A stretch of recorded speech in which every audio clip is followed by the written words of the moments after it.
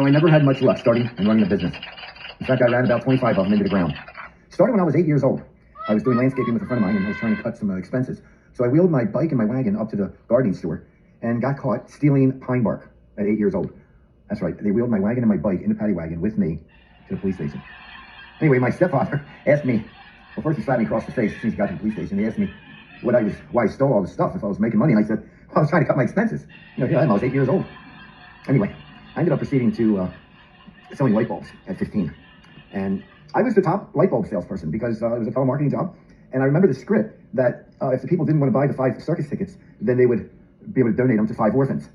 Well, after a couple months, it turns out that there were no orphans, and that the local 1195 ended up on the front page of the newspaper that day, and with my picture coming out of the phone room.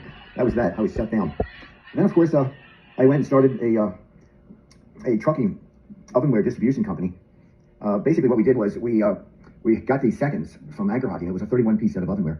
And we would go around all these different radio stations, these small towns all around the country, and we would do a truckload sale. And we would say the price is $89.50 for $20. That's right, $20. It was very catchy. We got the local DJ to do it.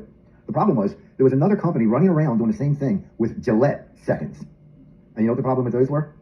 You guessed it. They blew up in people's ovens. Anyway, the Attorney General of all these states got us confused with them, right? Next thing you know, I'm doing a truckload sale. I get arrested. I'm in jail for the weekend. My partner's like 10 hours away on another truckload sale. He's not driving 10 hours to bail me out for the weekend. So I'm like, not only lost all my ovenware, but I'm in jail on this, alleged blowing up, selling ovenware that blows up people's ovens. Well, they found out it wasn't me, but anyway, they still nailed me for not having a permit or whatever, so that didn't work out. My next adventure was I started a medical alert company of, help them falling, I can't get up. Well, I was the second company that did that. Our strategy was to telemarket behind the people that were advertising on TV. Seeing we were kind of alluding to the fact that we might have been them, but we weren't, So, long story short, I hired all my friends from high school. I got like 25,000 ads on credit from a TV station. I was running my own TV commercials. But somehow or another we mismanaged the company because we were collecting 3 years up front for the monitoring, right? But we were only paying the monitoring station month to month. So if we ran into a slow season, you can see what happened. Everybody's button would get cut off, and I would end up, I ended up pleading guilty. And I ended up getting fined, and it's a terrible thing. I wasn't guilty of any crime because it was administratively just with bad business people. Short of the fact that my partner made up this stupid pitch about us being volunteers from a hospital that we didn't, was completely unnecessary. I don't know what the hell he was thinking. How I should have kept writing songs instead of writing pitches. He's the one that opened up the probe on us to begin with. Anyway, the next adventure after that was I ran away to another state and started a telemarketing gig doing fundraising. And the first day I was there, well, first of all, I had a one-way ticket, and it was to a house with like 5 people in it. They were pretty much, alcoholics and drug addicts. But long story short, when I went to the office the next morning, the guy next to me said he was the fire marshal. And I went to my manager's office and I said, I don't see the word fire marshal in the script, He said, we're just selling advertising for the Firefighters Association yearbook and the Police Association yearbook, but we're not cops, we're not firemen. It doesn't hurt to act like one. So, I ran with that. I didn't say I was a cop, but, anyway, long story short, I got really good at it because, well, I guess lying and cheating was right up my alley, and I found my group of friends, they'd been busted for every legitimate telemarketing business that there was. There was somebody in this room that was arrested for something that they took the business and made it even worse and criminal.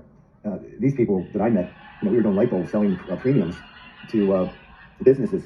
We call them up and say, hey, you want to buy some bulbs, and please help me out. I just started my business. And by the way, what's your home address? I'll send you a TV, and it's a service manager for business. So we were setting up bribes all over the country. And I was good at that, I was top salesman, of course, in that, and it was an in-between job.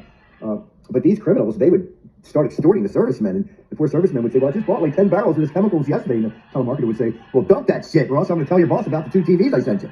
I said, man, these are some fucked up people I started working with. I thought it was just going to be like a good career or something. Anyway, I did make it to the top of that organization, and I figured I was going to teach everybody comedy with my closes. We won't bother you again for 5 whole years, I promise, okay? And, that was pretty funny, and the people would laugh and say, okay. But then a new pitch came along.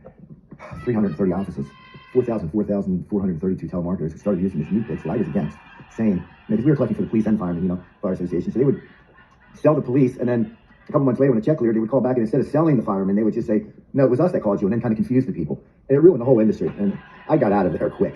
That place got shut down. I never had good luck. Then I started a few other businesses, but they all seemed to go haywire somehow. So I retired.